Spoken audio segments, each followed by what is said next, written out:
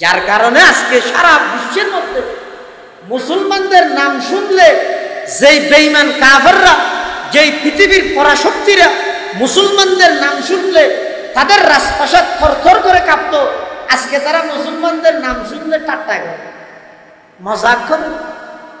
কি বলে? তাদের কোনো নীতি নেই, কোনো নীতি নেই।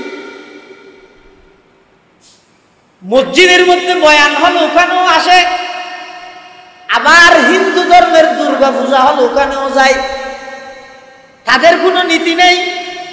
যারা প্রকৃত হিন্দু তারা মন্দিরে যায়, যারা প্রকৃত খ্রিস্টান তারা গির্জায় যায়, যারা প্রকৃত ইহুদি তারা উপাসনালয়ে যায়, আর যারা প্রকৃত মুসলমান তারা মসজিদে আসে।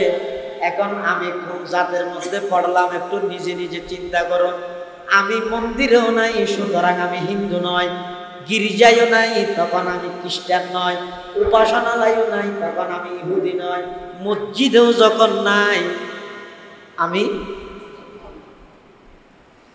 এটা আমি বলতেছি না, মুসলমানও নাই আমি। এই জন্য তো বেঈমান কাফেররা বলতেছে যে এরা এমন একটা জাতি পরিণত হয়েছে। মার্কেটের মধ্যে, দোকানের মধ্যে, শপিং মলের মধ্যে আপনি দেখেন কোন একটা মুসলমান লক্ষ লক্ষ টাকার বাজার করতেছে, নবীর সুন্নতের একটা পোশাক আমি আমার জন্য, আমার ছেলের জন্য, আমার মেয়ের জন্য একটা পোশাক আমি কিনি না, পাবেন না। কিন্তু কিয়ামতের আগ মুহূর্তে এমন ভাবে ফিতনা, সারা পৃথিবীর মধ্যে এমন ভাবে ফিতনা ছড়িয়ে যাবে। রাসূল আকরাম সাল্লাল্লাহু আলাইহি ওয়াসাল্লাম হাদিসে পাকের মধ্যে ইরশাদ করেন, কাতিতাইল লাইলিল মুসলিম, অন্ধকার রজনীতে যেভাবে অন্ধকারী সমগ্র পৃথিবীকে গ্রাস করে ফেলবে, উম্মত এমন এক সময় আসবে যেই সময়ের মধ্যে মানুষ নিজের ঈমান এবং আমল নিয়ে টিকিয়ে থাকাটা এমন কষ্টকর হয়ে যাবে। চতুর্মুখী রাত্রিকে যেভাবে অন্ধকারে ডাকিয়ে নেয়, চতুর্মুখী এভাবে মানুষের ঈমান এবং আমল নষ্ট করার জন্য, বিভিন্ন দলে বিভক্ত করে দেওয়ার জন্য, মুসলমানদের ঐক্য নষ্ট করে দেওয়ার জন্য, মুসলমানদের ঈমান আমল ধ্বংস করে জাহান্নামী বানানোর জন্য চতুর্মুখী ফিতনা পৃথিবীর মধ্যে কিয়ামতের পূর্ব মুহূর্তে ছড়িয়ে যাবে। এমনকি এমন এক সময় আসবে, রাসূল আজ থেকে ১৫০০ বছর পূর্বে বলেছেন, সাইয়াতি আলান নাসি জামানুন, উম্মত এমন এক সময় আসবে, লা ইয়াদরিল কাতিলু ফীমা কাতালা ওয়ালাল মাকতুলু ফীমা কুতিলা। রাসূল বলতেছেন, লা ইয়াদরিল কাতিলু ফীমা কাতালা, হত্যাকারী জানবে না যাকে হত্যা করা হচ্ছে কি দোষের কারণে আমি তাকে হত্যা করতেছি, হত্যাকারীও জানবে না। ওয়ালাল মাকতুলু ফীমা কুতিলা, আর যেই ব্যক্তিকে হত্যা করা হচ্ছে দিন দুপুরে শত শত মানুষ থাকবে ভিডিও করার জন্য, বাঁচানোর কেউ থাকবে। রাসূল বলতেছেন, ওয়ালাল মাকতুলু ফীমা কুতিলা, যাকে হত্যা করা হচ্ছে সেও জানবে না আমাকে কি দোষের কারণে হত্যা করা হচ্ছে। আপনারা বলেন তো, রাসূল সাল্লাল্লাহু আলাইহি ওয়াসাল্লাম ১৫০০ বছর পূর্বে যেই ভবিষ্যৎবাণী করে চলে গেছে, এটা কি সামনে আসবে নাকি এখন চলতেছে? এখন চলতেছে। এই ফিতনা ফাসাদ থেকে নিজের ঈমান আমল হেফাজত করে ঈমানের সহিত মৃত্যু নসিব হওয়ার জন্য ঈমানদারের জন্য দুইটা অ্যান্টিবায়োটিক ওষুধের ব্যবস্থা আল্লাহ পাক কোরআনে মাজিদের এই আয়াতের মধ্যে করেছেন। আল্লাহ বলতেছেন, ইয়া আইয়ুহাল্লাযীনা আমানুত্তাকুল্লাহ, হে ঈমানদারগণ, তাকওয়া খোদাভীতি, আমি আল্লাহকে তোমরা ভয় করো। আল্লাহর ভয়, আল্লাহর ভয় যার ভিতরে যত বেশি থাকবে সে আল্লাহর কাছে তত বেশি সম্মানী হবে। দলীয় পদ আছে, ব্যাংক ভর্তি টাকা আছে, রুট ভর্তি গাড়ি আছে, বিল্ডিং আছে, ব্যবসা বাণিজ্য অনেক, শিল্পপতি, কোটিপতি, সারা পৃথিবীর মধ্যে পরিচিতি লাভ করেছে, কিন্তু তাকওয়া নাই। দুনিয়ার মধ্যে তার পরিচিতি আছে, ভিতরে যদি তাকওয়া না থাকে সে দুনিয়ার মধ্যে শিল্পপতি হতে পারে, আল্লাহর কাছে ওই ব্যক্তির কোনো মূল্য নেই। আর যেই ব্যক্তি রিক্সা চালায়, ভ্যান চালায়, কুলি কাজ করে, সাধারণ একজন মানুষ, কিন্তু তার কলিজার ভিতরে যদি তাকওয়া থাকে, আল্লাহ কোরআনে বলতেছেন ইন্না আকরামাকুম ইনদাল্লাহি আতকাকুম, তোমাদের মধ্যে ওই ব্যক্তি আল্লাহর কাছে সবচেয়ে বেশি সম্মানী যেই ব্যক্তি তোমাদের মধ্যে সবচেয়ে বেশি তাকওয়াবান। وقال سيدنا رسول الله صلى الله عليه وسلم عليكم بمجالسة العلماء واستماع كلام الحكماء فإن الله تعالى يحيي القلب الميت بنور الحكمة كما يحيي الأرض الميتة بماء المطر أو كما قال النبي عليه الصلاة والسلام اللهم صل على سيدنا محمد وعلى آل سيدنا محمد وأنزله المقعد المقرب عندك يوم القيامة اللهم صل على سيدنا محمد وعلى آل سيدنا محمد كلما ذكره الذاكرون وكلما غفل عن ذكره الغافلون سبحانك لا علم لنا إلا ما علمتنا إنك أنت العليم الحكيم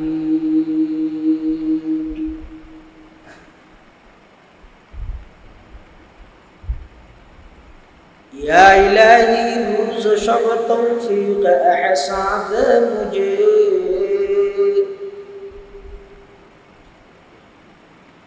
या इलाही रोज़ शब तौफीक एहसान दे मुझे खौफ अपना ज़ाहिर व बातिन में कसा दे मुझे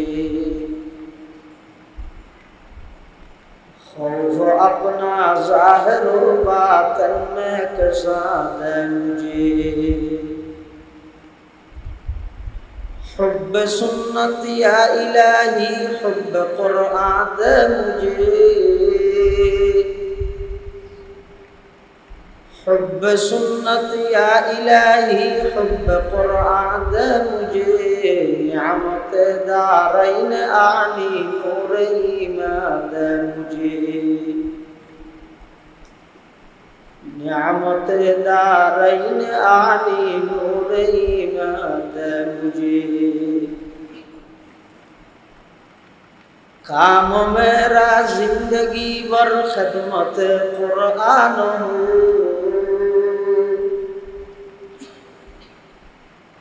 काम मेरा जिंदगी भर खिदमत कुरआन हो फहम कुरआन दे इलाही नूर इरफान दे मुझे फहम कुरआन दे इलाही नूर इरफान दे मुझे ला इलाहा इल्लल्लाह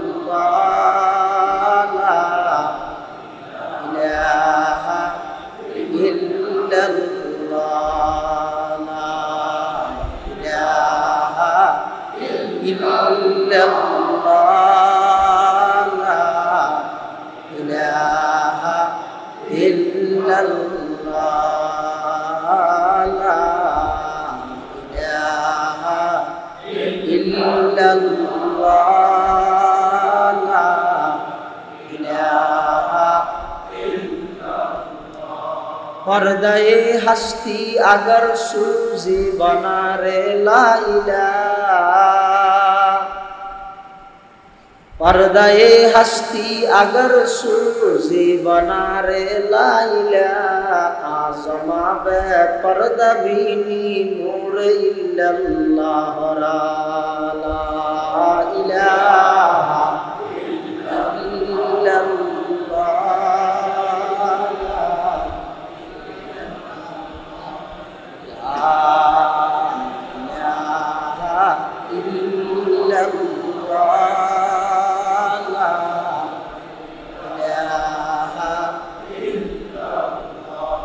यकीदान अंदरी आलम कला माबूद इल्ला हू,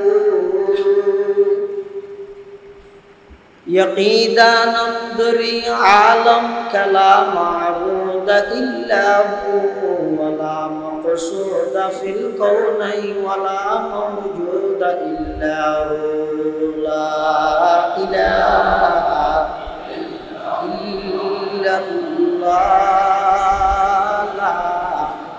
इलाहा इल्लल्लाह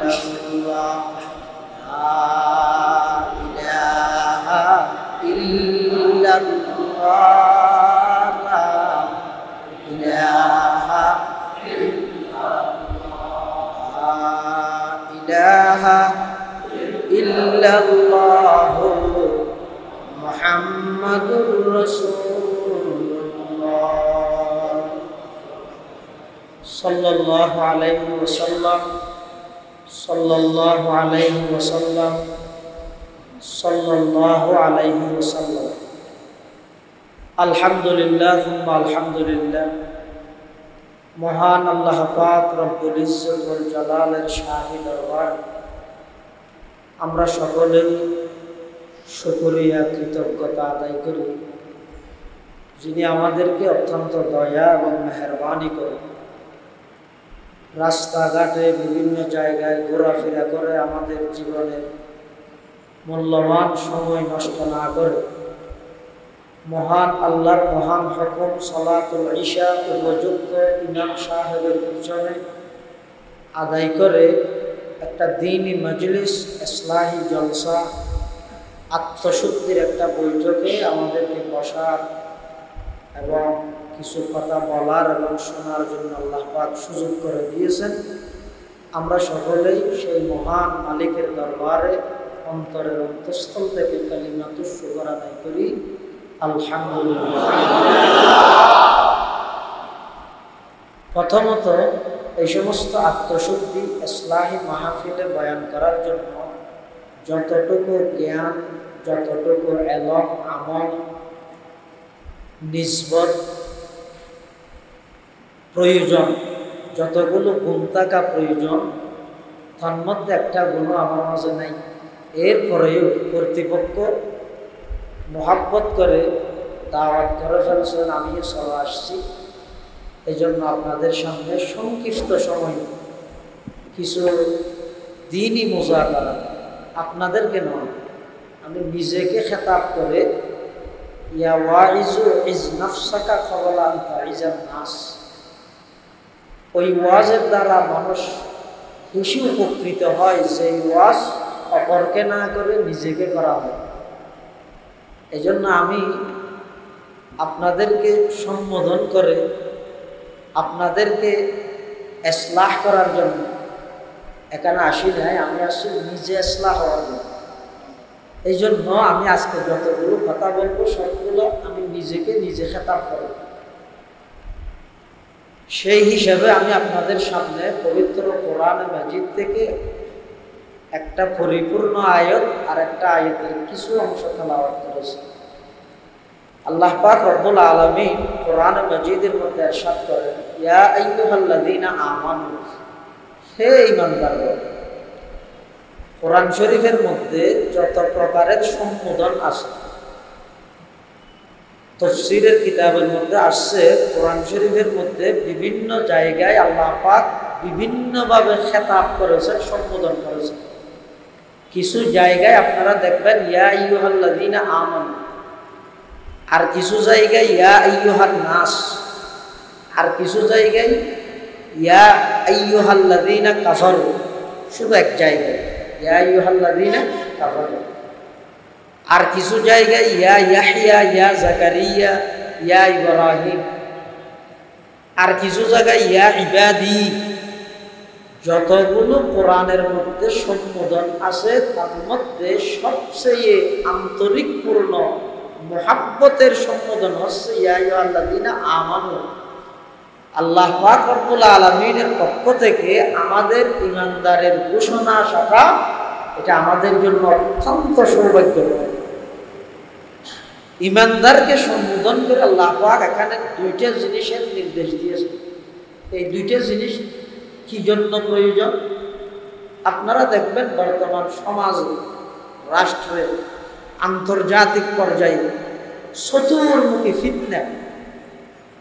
আপনি কোনো কাজ করেন না, খুব ভালো, কোনো একটা কাজ করতে যাবেন, ওই কাজটা আঞ্জাম দেওয়ার, ওই কাজটা করার আরো 1000 জন আছে, কেউ করবে না, কিন্তু 1000 জন থেকে যে একজন করবে, ওই আরো 999 জন, এরা সবাই চোখ তাকিয়ে দেখে থাকবে কোনো একটা ভুল ধরা যায় কিনা। অথচ তারাও চাইলে করতে পারত, তারা করবে না। ঠিক তেমনি ভাবে বর্তমান সমাজে যত প্রকারের ফিতনা আপনি দেখেন। কিছুদিন পূর্বে,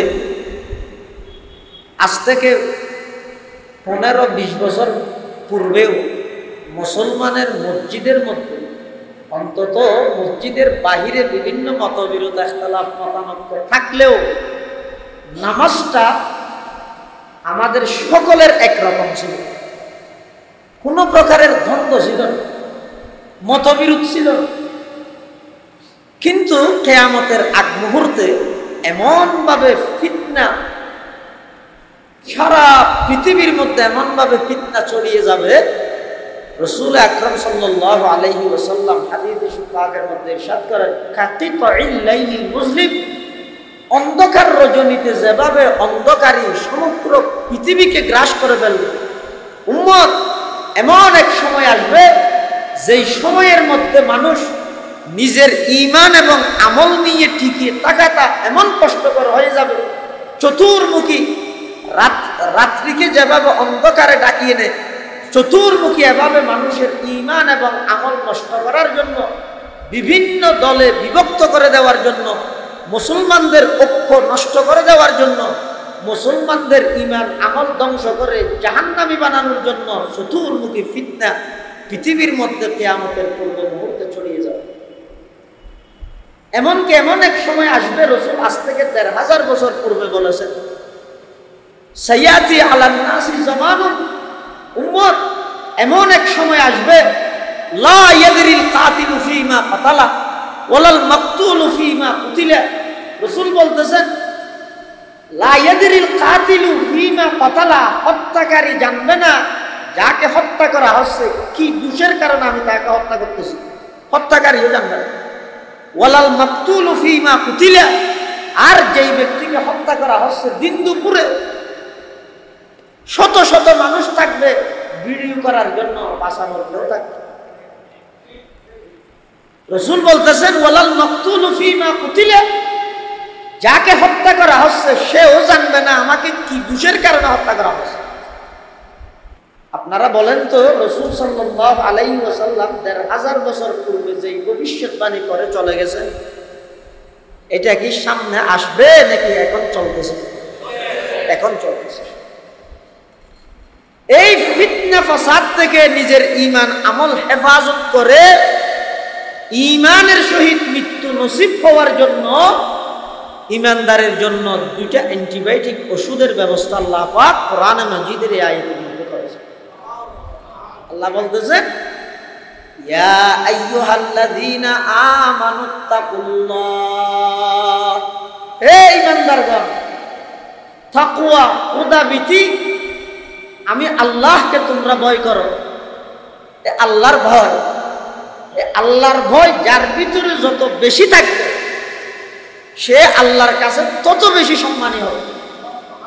দলীয় পদ আছে, ব্যাংক ভর্তি টাকা আছে, রুট ভর্তি গাড়ি আছে, বিল্ডিং আছে, ব্যবসা বাণিজ্য অনেক, শিল্পপতি, কোটিপতি, সারা পৃথিবীর মধ্যে পরিচিতি লাভ করেছে, কিন্তু তাকওয়া নাই।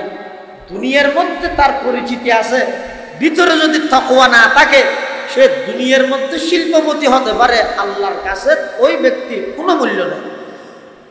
আর যেই ব্যক্তি রিক্সা চালায়, ভ্যান চালায়, কুলি কাজ করে, সাধারণ একজন মানুষ, কিন্তু তার কলিজার ভিতরে যদি তাকওয়া থাকে, আল্লাহ কোরআনে বলতেছেন ইন্না আকরামাকুম ইনদাল্লাহি আতকাকুম, তোমাদের মধ্যে ওই ব্যক্তি আল্লাহর কাছে সবচেয়ে বেশি সম্মানী যেই ব্যক্তি তোমাদের মধ্যে সবচেয়ে বেশি তাকওয়াবান। তাকওয়া কাকে বলে? তাকওয়ার বিভিন্ন স্তর আছে। তাকওয়ার শাব্দিক অর্থ হচ্ছে ভয় করা। কিছু ভয় আছে মানুষকে দূরে ঠেলে দেয়, দূরে সরিয়ে দেয়, আর কিছু ভয় আছে মানুষকে কাছে টানে। যেমন আপনি রাস্তা দিয়ে হাঁটতেছেন, সামনে একটা বাঘ দেখলেন, বনের হিংস্র প্রাণী একটা বাঘ বা একটা সাপ দেখলেন, আপনার ভয় লাগবে কি লাগবে না? ভয় লাগবে। ভয়ের কারণে আপনি কি সাপকে জড়িয়ে ধরবেন নাকি ওখান থেকে পলায়ন করবেন? হ্যাঁ, ওখান থেকে পলায়ন করবেন। এটা একটা ভয়। আর একটা ভয় আছে যে কোনো একজন বান্দা আল্লাহকে ভয় করে। আল্লাহকে ভয় করার অর্থ হচ্ছে এরকম, মসজিদের দ্বারা কাছেও যাবে না, প্রয়োজনে বৃষ্টির মধ্যে সে ভিজবে। সবাই বলতেছে ভাই একটু আসেন না মসজিদের ভিতরে, না আমি ওখানে যাই না, জুমাবার ব্যতীত আমি ওখানে যাই না, বা আমি আল্লাহকে বেশি ভয় করি তো আমি বারবার ওখানে গেলে ভয় লাগে। আচ্ছা আপনি বলেন তো, ওই ভয় এবং এই ভয় দুটোটা কি একরকম? যারা আল্লাহকে ভয় করে তারা যখন আল্লাহর ঘরে আসে নামাজ পড়েও কান্নাকাটি করে। কিছু মানুষ আছে নামাজ না পড়ে কান্নাকাটি করে, আর কিছু মানুষ আছে নামাজও পড়তেছে কান্নাও করতেছে, বেশ কম আছে। কারণ যারা নামাজও পড়তেছে কান্নাও করতেছে, কি জন্য কান্না করতেছে? উনি নামাজ পড়তেছে, ইবাদত করতেছে, আবার ওনার কান্না করার প্রয়োজন কি? আমার এই ইবাদতগুলো আল্লাহ পাক কবুল করছেন কিনা, করতেছেন কিনা, ওই ভয়ে সে কাঁদে। আর যে নামাজ পড়ে নাই সে কি জন্য কাঁদবে? হয়তো তার কান্না করার কারণ হচ্ছে এত বড় একটা বড় ইবাদত, নিয়ামত, আল্লাহর এত বড় একটা বিধান আমি লঙ্ঘন করেছি, আমার জাহান্নামে যেতে হবে, সে কারণে কান্না। অতএব উভয় কান্নাকাটি দেখার মধ্যে একরকম হলেও ভিন্নতা আছে।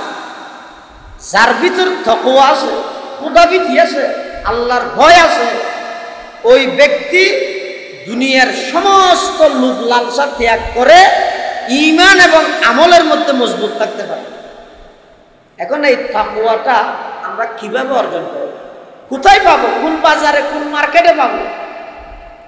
আল্লাহ পাক রব্বুল আলামিন দ্বিতীয় আরেকটা নির্দেশ দিতেছেন, ওয়াকুনু মা'আস সাদিকিন, তোমরা সত্যবাদী, আল্লাহওয়ালা, আমাকে ভয় করে যাদের জীবন পরিচালনা করে এমন কিছু ব্যক্তি আগেও ছিল, এখনো আছে, কিয়ামত পর্যন্ত থাকবে, না হয় দুনিয়া থাকবে না। এরকম আমার কিছু বিশেষ বান্দা আছে, তাদের সাথে তোমরা গিয়ে সম্পর্ক স্থাপন করো। কোন মা'আস সাদিকিন, সুহবতে আহলুল্লাহ, আল্লাহওয়ালার সান্নিধ্য অর্জন করো। আমি যেই যুগে আসছি এই যুগে যারা আছে তারাই আমার জন্য বড় প্রিয়, এরকম মনে করতে হবে। হযরত পটিয়ার মুফতি আজিজুল হক সাহেব রহমতুল্লাহি আলাইহি এত বড় একজন আল্লাহর ওলি ছিলেন। উনি যখন মাওলানা জমিরুদ্দিন সাহেব রহমতুল্লাহি আলাইহির সাথে হাত মিলালেন, জমিরুদ্দিন সাহেব বলতে নানুপুরের মাওলানা জমিরুদ্দিন সাহেব নয়, হাটহাজারের একটা বড় মাওলানা সাহেব, মাওলানা জমিরুদ্দিন সাহেব হযরত গঙ্গুহি রহমতুল্লাহ আলাইহির খলিফা। উনি পটিয়ার হযরত মুফতি সাহেব হুজুরের শাইখ ছিলেন। উনার কাছে যখন হাত দিয়েছেন, হাত দেওয়ার পর ওই পটিয়ার মুফতি সাহেব হুজুর এক পর্যায়ে বলতেছেন, হারারা গুরু জার কর দি হযরতা, নূররা আনওয়ার কর দি হযরতা। ও আমার শাইখ, আমি তো একটা কাঁটা ছিলাম, আপনার সুহবতে গিয়ে ওই কাঁটা আল্লাহ পাক আমাকে ফুল দ্বারা পরিবর্তন করে দিয়েছে। সুহবতে যেতে হবে। নিজে নিজে কোনোদিন জ্ঞানী হতে পারেন। আপনি নিজে নিজে বই পড়ে আপনি ডিকশনারি দেখে ইঞ্জিনিয়ার হতে পারবেন না, ডাক্তার হতে পারবেন না। কোনো আরেকজন ডাক্তারের কাছে গিয়ে ট্রেনিং দিতে হবে, প্র্যাকটিক্যালি শিখতে হবে। ঠিক তেমনি ভাবে আপনি নিজে নিজে যদি ডাক্তার হতে না পারেন, ইঞ্জিনিয়ার হতে না পারেন, আল্লাহু আল্লাহ হওয়া এটা কি ডাক্তার ইঞ্জিনিয়ার থেকে আরো সহজ? এটা আপনি নিজে নিজে কিভাবে হবে? অতএব যে সমস্ত মানুষ নিজে নিজে পণ্ডিত হয়েছে তাদের দ্বারা, তারা তো নিজেও পথভ্রষ্ট হয়েছে, তাদের দ্বারা জাতি পথভ্রষ্ট হয়েছে। এজন্য আমাদের অত্যন্ত এই ফিতনা ফসাদের যুগে নিজের ঈমান এবং আমলকে যদি হেফাজত করতে হয়, এই দুইটা জিনিস অপরিহার্য। একটা হচ্ছে সবসময় চলার পথে আমার চলাফেরা, উঠক বৈঠক, আমার ব্যবসা বাণিজ্য, লেনদেন, সব কিছুর ক্ষেত্রে আল্লাহর ভয় আমার অন্তরে থাকতে হবে। কোনো একটা কাজ করার পূর্বে সিসি ক্যামেরা আমাকে ধারণ করতেছে কিনা এটা দেখার আগে আমাকে দিলের মধ্যে এটা আনতে হবে, আমার দেমাগের মধ্যে এটা আসতে হবে। দুনিয়ার সিসি ক্যামেরায় আমাকে ধারণ করতে না পারলেও আল্লাহ তো আমাকে দেখতেছে। এটার নাম তাকওয়া, এটার নাম তাকওয়া। একটা ছোট্ট ছেলে বাড়িতে মায়ের পাশে বসে কান্না করতেছে, মা তখন ভাত রান্না করতেছে। গ্যাসের চুলা বের হয়েছে কিছুদিন আগে, আগে তো ছিল মাটির চুলা, ওই চুলার মধ্যে জাল দিতে হয়। আপনারা তো বুঝতেছেন, চুলার জাল তো চিনেন, চুলার জাল দিতে হয় লাকড়ি। একজন ছোট ছেলে মায়ের পাশে বসে কান্না করতেছে। মা বলতেছে, তুমি কান্না কেন করতেছো? ভাত যখন হয়ে যাবে আমি তোমাকে সর্বপ্রথম ভাত দেবো, তো তুমি কান্না কেন করতেছো? ওই ছোট্ট ছেলেটা কি বলতেছে, আম্মু আমি ক্ষুধার্ত হয়ে আমার বুক সহ্য করতে না পেরে আমি কান্না করতেছি, এরকম না তো, তুমি কি জন্য কাঁদতেছো? আপনি যে চুলার ভিতরে লাকড়ি দিতেছেন, ওই লাকড়ি দেওয়ার দৃশ্যটা দেখে আমি কাঁদতেছি। ছোট্ট ছেলেটা বলতে হারকে তরসদ আজ হক তকওয়া বুঝি তরসদ আজ ওয়াই জিন্ন ইনসা হারকে দি। মা বলতেছেন আমি চুলার মধ্যে লাকড়ি দিতেছি, তুমি এই দৃশ্য দেখে কান্না করার কারণ কি? ওখানে তুমি কি বুঝলা? ছোট ছেলে, ওই ছোট্ট বাচ্চাটা বলল, আম্মা যা আমি দীর্ঘক্ষণ থেকে লক্ষ্য করতেছি আপনি চুলার মধ্যে লাকড়ি দেওয়ার সময় প্রথমে ছোট ছোট লাকড়ি গুলা দেন, ওই লাকড়ির মধ্যে যখন আগুন ধরে যায় তখন বড় লাকড়ি দেন। ওই দৃশ্যটা দেখে আমার ভয় হচ্ছে কালকে ময়দানে মাহশরে জাহান্নামের আগুন ধরানোর জন্য আমার মতো ছোট্ট ছোট্ট ছেলেকে আগে যদি জাহান্নামে দেয় আমি কিভাবে সহ্য করব? ওই ভয়ে আমি কান্না করতেছি। হারকে তোর সদা আজ হব তকওয়া বুঝি তোর সদা জওয়াই জিন্ন ইনসা হারকে দি, তোর সদা জওয়াই জিন্ন ইনসা হারকে দি। তাকওয়াটা যদি আসে একদম ছোট বাচ্চার কাছেও আসে, আর না আসলে আমি ৬০-৭০ বছর আমার বয়স, মসজিদের নামাজ চলতেছে, আমি চায়ের দোকানে বসে বসে আড্ডা দিতেছি। আমাদের এখনের মুসলমানিত্ব তো জানাজার নামাজও শুধু, আর কোথাও নাই, শুধু জানাজার নামাজে আমাদের মুসলমান ৬ ঘন্টা বিমানের মধ্যে বসে পাসপোর্ট ভিসা রেডি করে মুহূর্তের ভিতরে জানাজা পড়তে আসে। কিন্তু বাপের জানাজা পড়ে বাড়িতে গিয়ে, বাসায় গিয়ে জোহরের পরে জানাজা পড়ছে, আসরের নামাজটা পড়তে বাড়ি থেকে মসজিদ আসতে পারে। মুসলমানিত্ব তো এরকম, যার কারণে আজকে সারা বিশ্বের মধ্যে মুসলমানদের নাম শুনলে যেই বেঈমান কাফেররা, যেই পৃথিবীর পরাশক্তিরা মুসলমানদের নাম শুনলে তাদের রাজপ্রাসাদ থরথর করে কাঁপত, আজকে তারা মুসলমানদের নাম শুনলে ঠাট্টা করে, মজাক করে। কি বলে? তাদের কোনো নীতি নেই, কোনো নীতি নেই। মসজিদের মধ্যে বয়ান হল ওখানেও আসে, আবার হিন্দু ধর্মের দুর্গা পূজা হল ওখানেও যায়। তাদের কোনো নীতি নেই। যারা প্রকৃত হিন্দু তারা মন্দিরে যায়, যারা প্রকৃত খ্রিস্টান তারা গির্জায় যায়, যারা প্রকৃত ইহুদি তারা উপাসনালয়ে যায়, আর যারা প্রকৃত মুসলমান তারা মসজিদে আসে। এখন আমি কোন জাতের মধ্যে পড়লাম একটু নিজে নিজে চিন্তা করো। আমি মন্দিরেও নাই, সুতরাং আমি হিন্দু নয়। গির্জায়ও নাই, তখন আমি খ্রিস্টান নয়। উপাসনালয়ও নাই, তখন আমি ইহুদি নয়। মসজিদেও যখন নাই, আমি এটা আমি বলতেছি না, মুসলমানও নাই আমি। এই জন্য তো বেঈমান কাফেররা বলতেছে যে এরা এমন একটা জাতি পরিণত হয়েছে। মার্কেটের মধ্যে, দোকানের মধ্যে, শপিং মলের মধ্যে আপনি দেখেন কোন একটা মুসলমান লক্ষ লক্ষ টাকার বাজার করতেছে, নবীর সুন্নতের একটা পোশাক আমি আমার জন্য, আমার ছেলের জন্য, আমার মেয়ের জন্য একটা পোশাক আমি কিনি না, পাবেন না। সেজন্য একজন ইহুদি বলতেছে, হে মুসলমানেরা, তোমরা মনে করতেছো আমরা তোমাদের সাথে যুদ্ধ শুরু করেছি ফিলিস্তিন থেকে? না, না, এর অনেক আগে থেকে তোমাদের বিরুদ্ধে আমরা অঘোষিত যুদ্ধ শুরু করেছি। কোন দিন থেকে? যেই দিন থেকে আধুনিকতার নামে, নারী স্বাধীনতার নামে মুসলিম মেয়েদেরকে বাড়ি থেকে বের করতে পেরেছি, সেই দিন থেকে তোমাদের বিরুদ্ধে আমাদের যুদ্ধ শুরু। ফিলিস্তিনে আমরা বোমা মারতেছি, ছোট ছোট বাচ্চাদেরকে আমরা হত্যা করতেছি, মসজিদ মাদ্রাসার মধ্যে আমরা বোমা নিক্ষেপ করতেছি। এগুলো তো লোক দেখানো, এটা তো শুরু করছে কিছুদিন পূর্বে। আমাদের আসল যুদ্ধ তো তোমাদের বিরুদ্ধে ওই দিন থেকে হয়েছে, যেই দিন থেকে সমান অধিকারের নামে তোমাদের নারীদেরকে বেপরদা রোডের মধ্যে, রাস্তার মধ্যে আমরা বের করতে পেরেছি। তোমরা দেখো, রমজানের মধ্যে ঈদের শপিং করো, তোমাদের নবীর সুন্নত অনুযায়ী কোন একটা মুসলিম পরিবারের মধ্যে একটা পোশাক যায় নাই। আমরা যেগুলো নির্ণয় করে দিয়েছি ওইগুলাই বিক্রি করো, ওইগুলাই ক্রয় করো। যার কারণে আজকে আমরা মুসলমান জাতি এমন একটা জাতি পরিণত হয়েছি, বেঈমান কাফেররা দেখলে, আমাদেরকে দেখলে হাসি পায়। আমরা কোন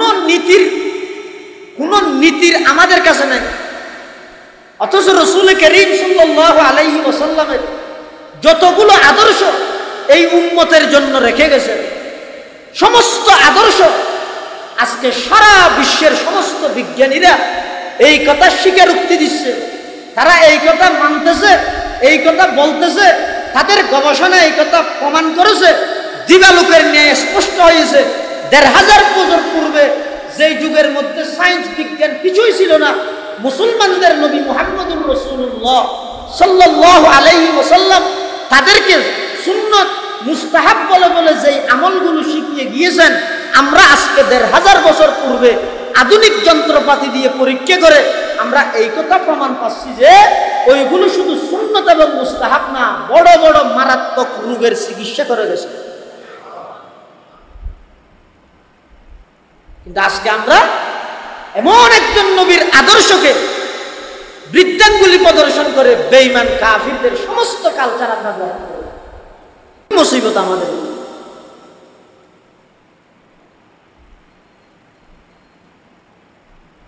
রাসূল আকরাম সাল্লাল্লাহু আলাইহি ওয়াসাল্লামের আদর্শ প্রতিটা সেক্টরে, আপনি ব্যবসা করবেন আমাদের নবীর আদর্শ আছে, আপনি বিবাহ শাদী করবেন আমাদের নবীর আদর্শ আছে, রাষ্ট্র পরিচালনা করবেন আমাদের নবীর আদর্শ আছে, আপনি পরিবার নীতি পরিবার পরিচালনা করবেন আমাদের নবীর আদর্শ আছে, সমস্ত সেক্টর সমস্ত ডিপার্টমেন্টের মধ্যে আমাদের নবীর আদর্শ।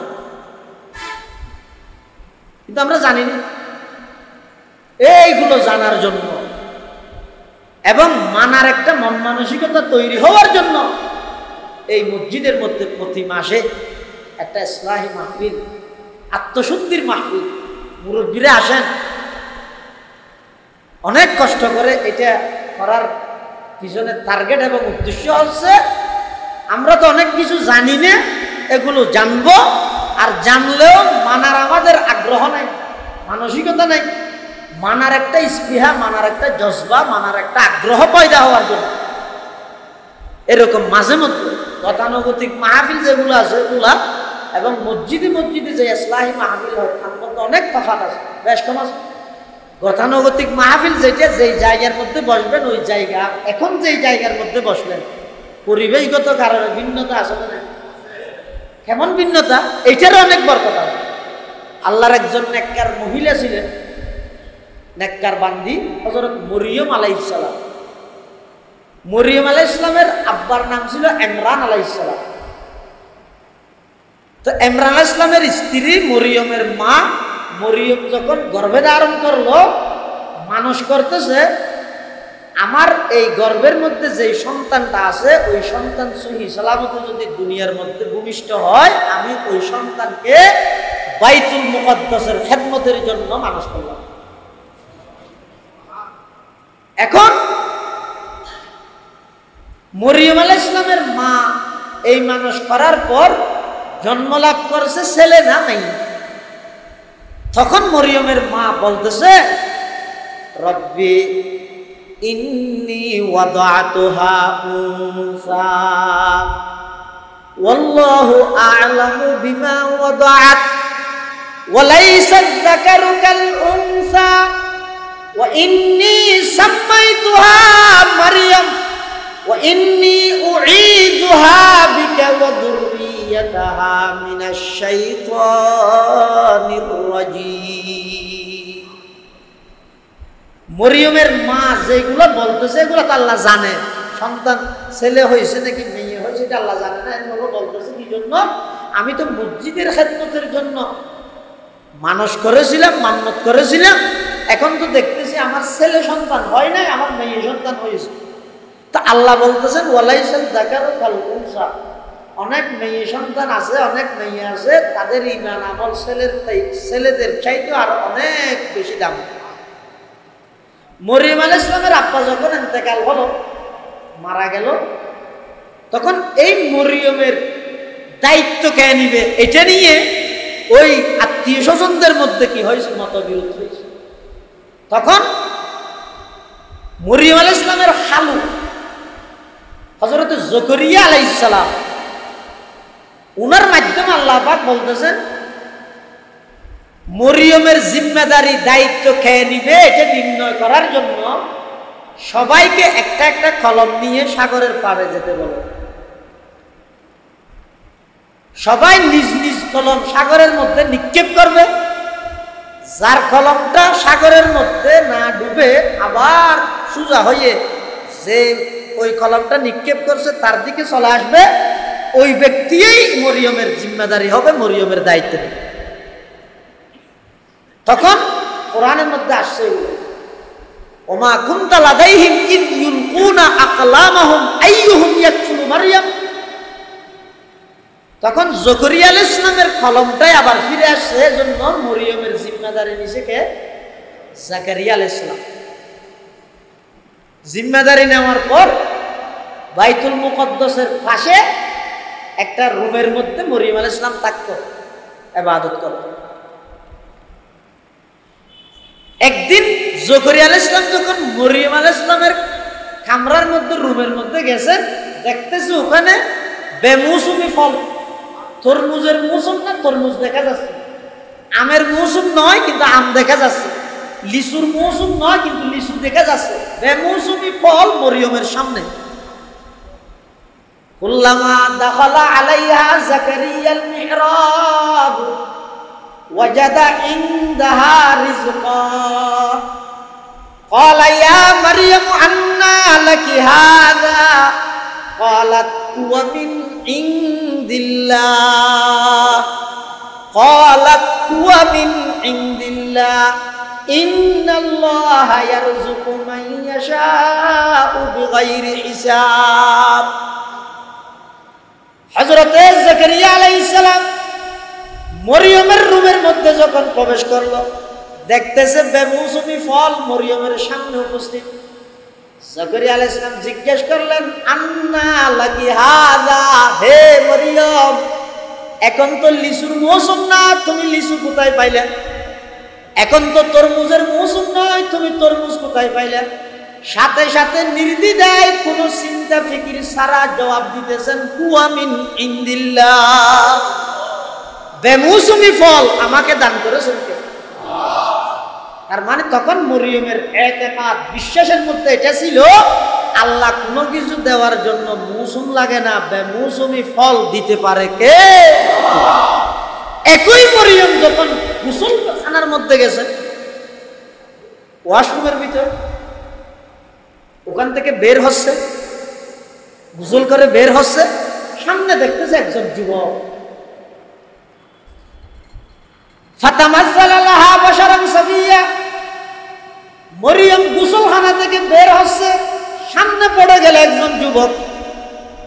ক্বালাত ইন্নী আউযু বিররহমান মিনকা ইন কুনতা তাকিয়া, মরিয়ম বলতেছে আমি আল্লাহর কাছে আনা চাই, খবরদার আমার দিকে খারাপ দৃষ্টিতে তাকাবে না, আমাকে খারাপ নিয়তে আমাকে স্পর্শ করবে না, আমি আল্লাহর কাছে আশ্রয় চাই। ক্বালা ইন্নামা আনা রাসূলু রাব্বিক, ওই যুবক বলতেছে মরিয়ম আমাকে তুমি দুনিয়ার সাধারণ মানুষ মনে করেছো, এটা ভুল করছো, আমি সাধারণ মানুষ নয়, আনা রাসূলু রাব্বিক, আমি তোমার রবের পক্ষ থেকে দূত এবং বার্তাবাহক, আমার নাম জিবরাইল। ইমানদারের সামনে জিবরাইল আদবের সহিত কথা বলে, সুবহানাল্লাহ। একবার বলে বলতেছে ও হালকায়ে ইয়া রাত বরে শঙ্কিত রহনার রজমে হক বাতিল হুত ফুলাদ হে মুমিন, রজমে হক বাতিল হুত ফুলাদ হে মুমিন, अफलाक से उसकी हरीफाना कशाकश, खाकी है मगर खाक से आजाद है मूमिन, जचते नीकन जश को हमान उसकी नजर में, जिब्रील सराफील का सय्याद है मूमिन, जिब्रील सराफील का सय्याद है मूमिन, कहते हैं फरिश्ते के दिलामीज है मूमिन, हूरों की शिकायत है कमामीज है मूमिन। जिब्राइल बोलतेছে হে মরিয়ম আমি সাধারণ মানুষ নয়, আমি আল্লাহর ফেরেশতা। লি আহাবা লাকি গুলামান জাকিয়া, আমি আল্লাহর পক্ষ থেকে এই বার্তা নিয়ে, এই সংবাদ নিয়ে তোমার কাছে আসছি।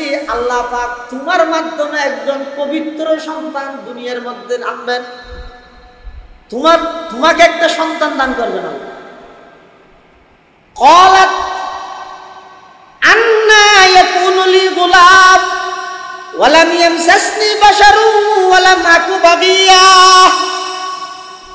কথাটা একটু খেয়াল করেন, ওই মরিয়ম, যেই মরিয়ম বেমৌসুমি ফল কোথায় পাইলা, এই প্রশ্নের জবাবের সাথে সাথে বলছিলেন হুয়া মিন ইনদিল্লাহ। একই মরিয়ম জায়গা যখন চেঞ্জ হয়েছে, পরিবর্তন হয়েছে, বলতেছে আন্না ইয়াকুনু লি গুলাম, আমার সন্তান কিভাবে হবে? লাম ইয়ামসাসনি বাশারুন, বৈধ পদ্ধতিতে আমার বিবাহ শাদী হয় নাই, ওয়ালাম আকু বাগিয়া, এবং আমি চরিত্রহীন নারীও নয়, আমার সন্তান কিভাবে হবে? কেন? তুমি একটু আগে বলছিলে বেমৌসুমি ফল যিনি দিতে পারেন, পিতা ছাড়াও সন্তান তিনি দিতে পারেন, এটা কেন বলতেছো না? না বলার কারণ হচ্ছে জায়গার ভিন্নতার কারণে। তখন তো ছিল মসজিদের ভিতরে, সাথে সাথে আল্লাহর নামটা চলে আসছে। তুমি লিচুর মৌসুম নয়, লিচু কোথায় পাইলা, তরমুজ কোথায় পাইলা, তখন সাথে সাথে বলতেছেন হুয়া মিন ইনদিল্লাহ। কেন? তখন তো আল্লাহর ঘরে ছিল, আর এখন যখন গোসলখানার ভিতরে গেছে, ওখান থেকে বের হচ্ছে, পরিবেশের কারণে মরিয়মের মাথায় আসতেছে না যে আল্লাহ বেমৌসুমি ফল দিতে পারে, সেই আল্লাহ পিতা ব্যতীত বাপ ছাড়া সন্তান সে আল্লাহ দিতেই পারে, সেই কথাটা আসতেছে না। কারণ কি? পরিবেশের ভিন্নতার কারণে।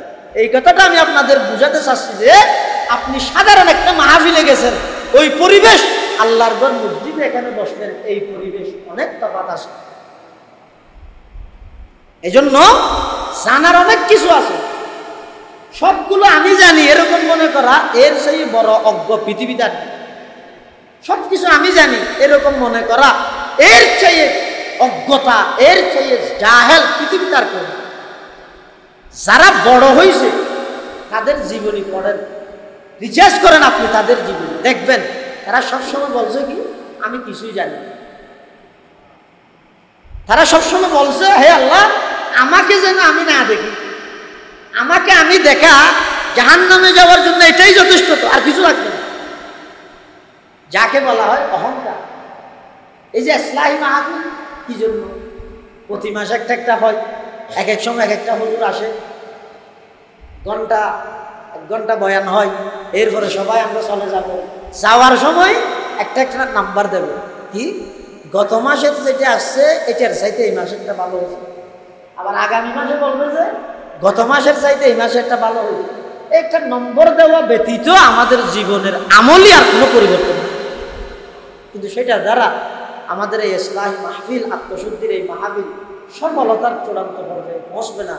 যদি সফলতার চূড়ান্ত পর্যায়ে পৌঁছাতে হয় আমাদের জানতেও হবে, মানতেও হবে, জানতেও হবে, মানতেও হবে।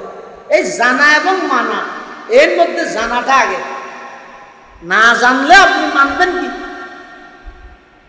এক হাদিসের মধ্যে আসছে রাসূল করিম সাল্লাল্লাহু আলাইহি ওয়াসাল্লাম ইরশাদ করেন ইন্নামা শিফাউল আইয়ি আস-সুয়াল। না জানা এটা একটা রোগ, অজ্ঞতা এটা একটা রোগ। এই রোগের চিকিৎসা হচ্ছে আপনি যেটা জানেন না সেটা জ্ঞানী ব্যক্তির কাছে গিয়ে জিজ্ঞেস করেন, আমি এটা জানি না কিরকম হবে। এই হাদিসের মধ্যে একটা ঘটনা আছে। হাদিসটা কি জন্য বলছে রাসূল করিম সাল্লাল্লাহু আলাইহি ওয়াসাল্লাম, একটা যুদ্ধের মধ্যে সাহাবায়ে কেরাম গেছে, যাওয়ার পর এক সাহাবীর মাথার মধ্যে খুব মারাত্মকভাবে আঘাতপ্রাপ্ত হয়েছে, মাথার মধ্যে আঘাত পেয়েছে। সাহাবায়ে কেরাম প্রাথমিক চিকিৎসা করে কোনো প্রকারের রক্ত বন্ধ করছে, ব্লাড বন্ধ করছে, কিন্তু পরিপূর্ণ সুস্থ হয় নাই। রাত্রি যাপন করছে। রাত্রে ওই আঘাতপ্রাপ্ত ব্যক্তিটার স্বপ্ন দুঃস্বপ্ন, গোসল ওয়াজিব হয়ে গেল। তখন ওই ব্যক্তিটা সাহাবায়ে কেরাম অন্যান্য যারা ছিল তাদের কাছে গিয়ে বলতেছে, এখন তো আমার স্বপ্ন দোষ হয়েছে, গোসল ওয়াজিব হয়েছে, আমি কি গোসল করব নাকি তৈমুম করব? তখন ইসলামের বিধান হচ্ছে তৈমুম করা। তৈমুম অর্থ গোসলের তৈমুম এবং নামাজের তৈমুম, উজুর তৈমুম দুটোটা এক, ভিন্নতা নেই। গোসলের তৈমুমের জন্য আপনাকে যে কাজ করতে হবে, ও উজুর তৈমুমের জন্য যেটা করবেন, অর্থাৎ পাক মাটির মধ্যে আপনি একবার হাত মারলেন, হাত দিয়ে এবার পুরো মুখমণ্ডল মশে করলেন, এরপরে দুনো হাত মশে করলেন, এটাই হয়ে যাবে, গোসলের ফরজ আদায় হয়ে যাবে। যদি কি থাকে আপনার কোনো গোসল করার মধ্যে যদি ওজর থাকে, ওই ব্যক্তির মাথার মধ্যে আঘাতপ্রাপ্ত ব্যক্তি, উনার তখন তৈমুম করাটা ইসলামের বিধান। কিন্তু সাহাবায়ে কেরামরা তাকে বলতেছেন না, তৈমুম করতে পারবে না, গোসল করতে পারবে। বাধ্য করে ওই মাথার মধ্যে আঘাতপ্রাপ্ত সাহাবীকে অন্যান্য সাহাবীরা গোসল করাইছে।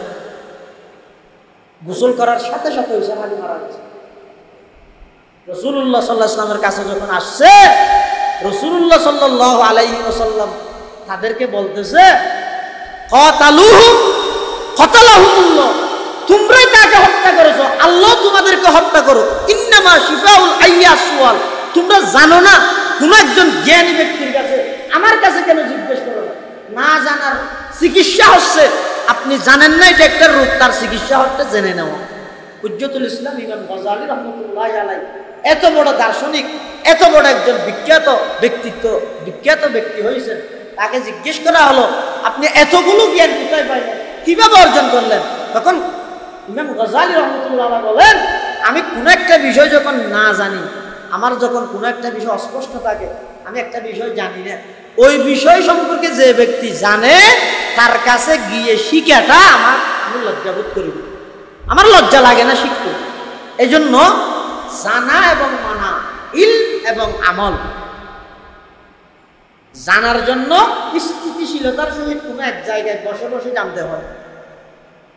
ইলমুন, এখানে লামের মধ্যে সাকিন,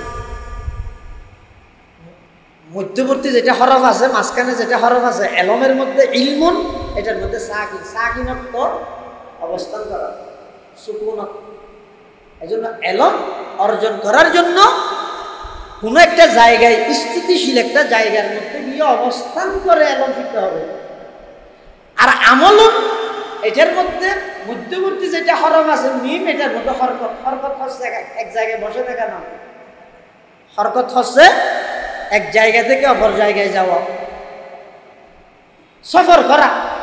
এজন্য আমলের মধ্যে পাকাপুক্ত হওয়ার জন্য আমার সফর করতে হবে, আর এলমের মধ্যে পাকাপুক্ত হওয়ার জন্য সফরও করতে হবে, আবার কোনো একটা নির্দিষ্ট জায়গায়, স্থিতিশীল জায়গায় অবস্থান করে আমাকে এলম অর্জন করতে হবে। যুগে যুগে যারা বড় হয়েছে, নিজে নিজে নয়, কোনো একজন অপরজন আল্লাহ ওয়ালার কাছে গিয়ে নিজেকে সুপর্দ করতে হবে। এটাকে আল্লাহ বলতেছেন ওকুনু মা'আস সাদিকিন। এই তাকওয়াটা অর্জন হওয়ার জন্য দুইটা কাজ। একটা কাজ হচ্ছে এই তাকওয়া অর্জন হবে জায়গা হিসাবে, আরেকটা আছে যে সময় হিসাবে। সময় হিসাবে তাকওয়া অর্জন হবে রমজান মাসে, জায়গা হিসেবে তাকওয়া অর্জন হবে যে কোনো জায়গায় কোনো একজন আল্লাহওয়ালা, কোনো একজন বুজুর্গ আলেম, কোনো একজন তাকওয়াবান ব্যক্তি আসছে, আপনি খবর পাইছেন, আপনার কাছে তথ্য আসছে, আপনি নিজ কাজ কাম সেরে সুযোগ যদি থাকে ওই ব্যক্তির বৈঠকে, ওই ব্যক্তির মজলিসে গিয়ে আপনি বসেন।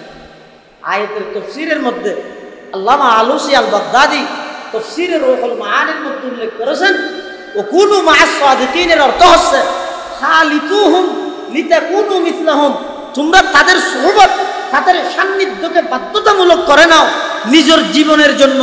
একটা গুরুত্বপূর্ণ পয়েন্ট, গুরুত্বপূর্ণ কাজ হিসেবে কোনো আল্লাহওয়ালা ব্যক্তির বৈঠকে মজলিসে গিয়ে বসাটাকে তোমরা বাধ্যতামূলক করে নাও। কেন? লিতাকুনু মিসলাহুম, ওই আল্লাহওয়ালার বৈঠকে বসার কারণে আল্লাহ পাক রব্বুল আলামিন ওই আল্লাহওয়ালার তাওয়াজ্জু, নজরের কারণে তোমার অন্তরের মধ্যে তাকওয়া এবং আল্লাহর মুহাব্বত আল্লাহ পাক পয়দা করে দিবে। হাদিস শরীফের মধ্যে আসছে ইন্নাকা লাস্তা বিখাইরিন মিন আহমারা ওয়ালা আসওয়াদা, তুমি কালো, তুমি সুন্দর, তুমি চৌধুরী, তুমি শিকদার, তুমি রাজনৈতিক এমন পদে আসো, এই সমস্তগুলো, এই সমস্ত বিষয়, এগুলো দিয়ে তোমার জীবনের সফলতা আসবে না। তোমার ইহকালীন শান্তি, পরকালীন মুক্তি আসবে না।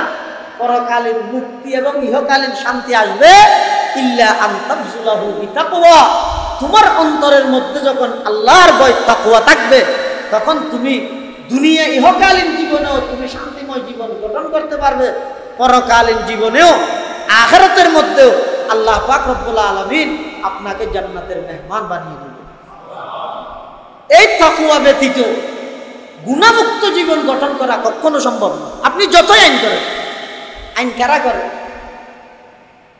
আমাদের দেশের মধ্যে আইন করে কারা?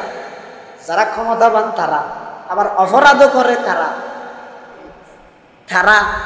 তো যারা আইন প্রণয়ন করে তারাই যখন অপরাধী, তো তাদের ওই আইনটা পরিবর্তন করতে আর সময় লাগবে, সময় লাগবে না। এই জন্য আইন করে মানুষকে অপরাধ মুক্ত জীবন গঠন করতে পারবে না। আইনের মাধ্যমে হবে না, প্রশাসনের মাধ্যমেও হবে না। যতক্ষণ পর্যন্ত আল্লাহর বান্দারা আল্লাহকে ভয় করে অপরাধ ছাড়বে না, ততক্ষণ পর্যন্ত পৃথিবী অপরাধ মুক্ত হবে না। আল্লাহকে ভয় করতে হবে। আল্লাহর ভয় যদি অন্তরে থাকে, দেশের টাকা পাচার করতে পারবে। আল্লাহর ভয় যদি অন্তরে থাকে, সুদের মধ্যে লিপ্ত হতে পারবে। আল্লাহর ভয় যদি অন্তরে থাকে, আপন ভাইকে ঠকিয়ে জায়গা 2 ঘন্টা মেরে দিতে পারবে। আল্লাহর ভয় যদি অন্তরে থাকে, পিতা ইন্তেকাল হওয়ার পর, বাপ মারা যাওয়ার পর বোনের সম্পত্তি আর দেয় না ভাইয়েরা, ওই সম্পত্তির মধ্যে মার্কেট বানাই দিয়েছে। মার্কেট বানিয়ে এবার বড় বড় হুজুরদের মাধ্যমে বুখারী শরীফের দাওয়াত, সূরা নামের দাওয়াত পড়াইয়া দোয়া করাই, বেহেশতের মধ্যে ঢুকাইয়া দেয় হুজুরও। কিন্তু ওই জায়গার মধ্যে বোনের চোখের পানি আছে। কি হবে বলেন তো? এই জন্য সবকিছুর মূল হচ্ছে আল্লাহর ভয়, তাকওয়া যেটা আছে